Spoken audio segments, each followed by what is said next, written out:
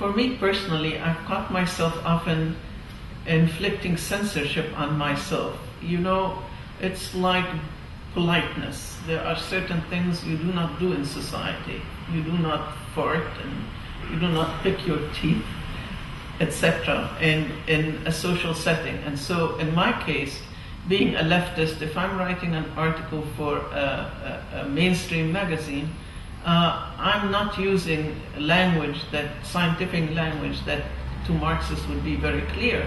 I'm interpreting into normal language, so to speak, what would be understood, what I hope would be understood, and what would be accepted for publication. In terms of artwork, I felt that the New York art world attempts to censor me as an artist of a foreign birth, an artist of a minority, if you would, or a third world artist, however you'd like to describe it. And these ideas that flow and describe me as belonging to a small subcategory of mainstream art, I've rejected completely and have been able to overcome it by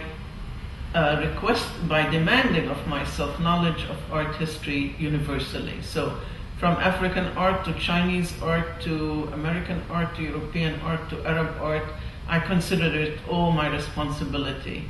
And also there are those from all sides who request that I put Palestine in my work.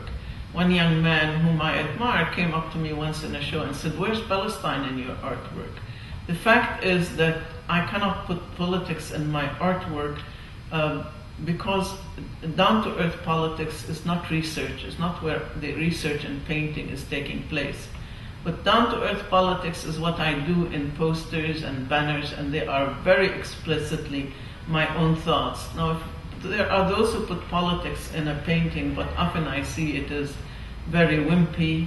It can be interpreted by anybody. For example, if you have a dove of peace in a painting, if it's sitting in one, it always, whoever's office it's sitting in, it's going to be supporting them because it means I want peace.